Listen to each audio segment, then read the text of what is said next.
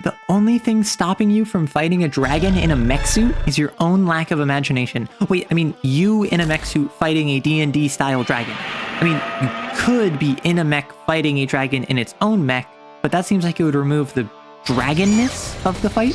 The point eludes me. Let's talk about Lancer. Hey folks, I'm Arrow. I've been DMing for a decade. I'm a writer and game designer outside of that, and I learned about Monsterweek halfway through it. So, surprise, Monsterweek video on dragons.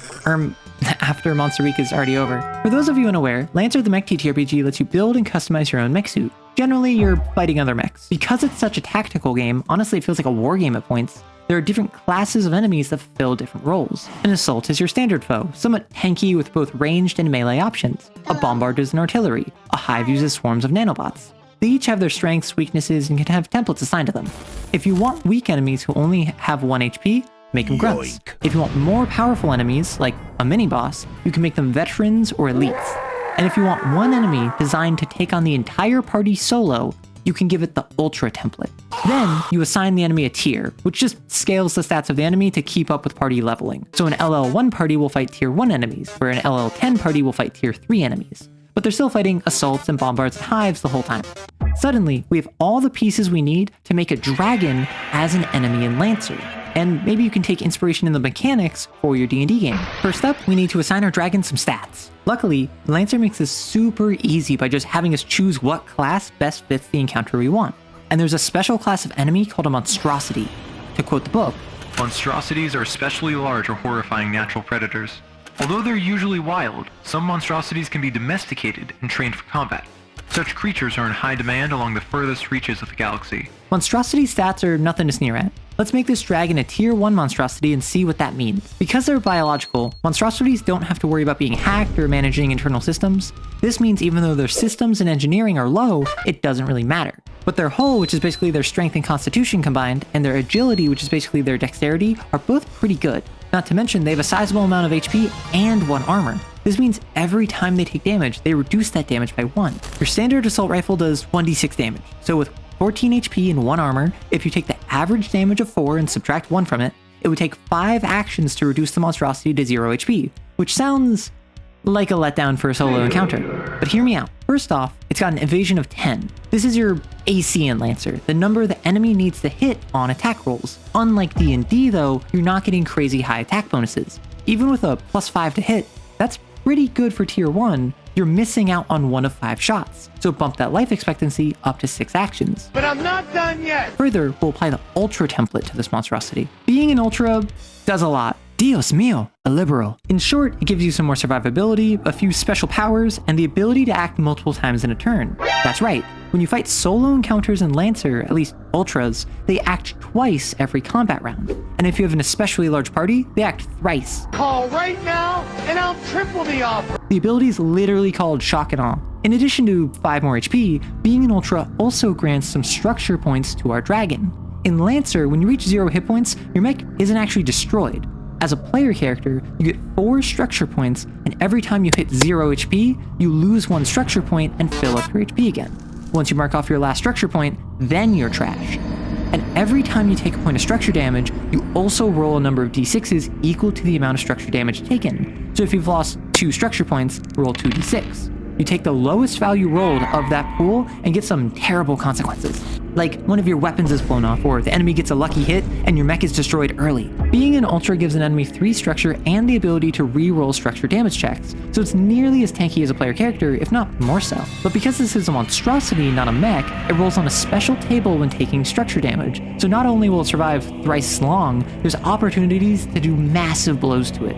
On top of that, being an Ultra lets the dragon clear 1 condition and repair 1 destroyed weapon each turn. So you can't just stun lock it into oblivion or take out a wing and ground it for the fight. Anything you throw at it, it'll recover from, but not until after the party can capitalize on its weakness. The Ultra gets a few other nasty abilities, but what's relevant here is that it gets 1 to 3 Ultra systems and traits. So here's a few dragon-themed ones that stood out to me. The Hellfire Projector is a wonderful breath weapon substitute.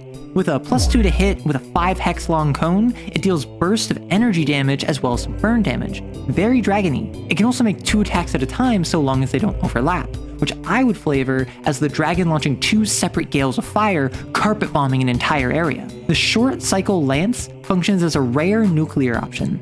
In a straight line, it annihilates all obstacles and does massive damage to all characters caught in it, friend or foe. This could easily be the dragon sending out a concentrated column of fire to sear all through its path. The final trait is up to you.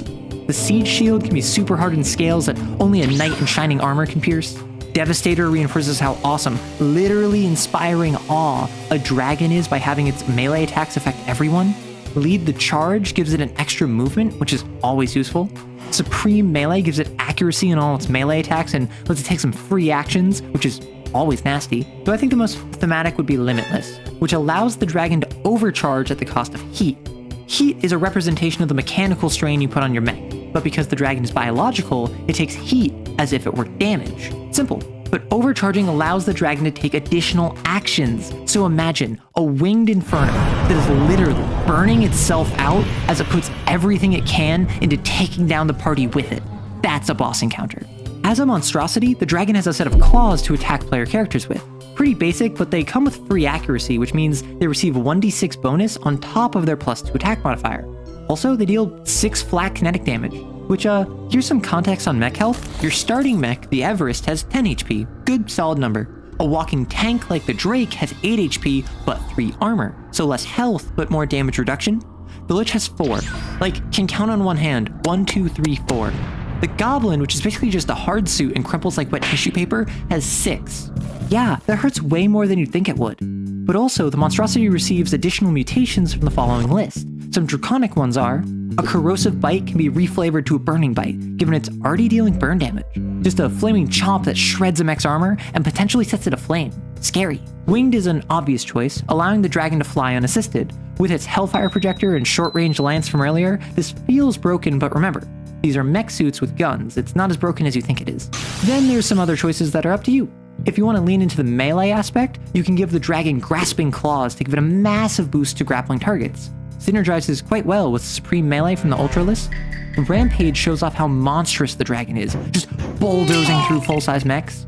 Tempered Hide works with the Ultra's Siege Shield to focus on how tough Dragon Scale is. Meanwhile, Spined and the Siege Shield make an attack range dilemma. Do melee characters suffer the spine damage, or do ranged characters suffer the damage reduction? Or you compare Swift with Lead the Charge if you want to show off just how fast your dragon is. And there we go, a tier 1 monstrosity flavored as a D&D style red dragon. It's got a basic claw attack, a fiery bite, multiple flame breaths, and some wings. Depending on what traits you choose, it might be super tanky with its dragon scales, super fast on its wings, or a beast in melee. All viable options that are each very draconic in their own regard.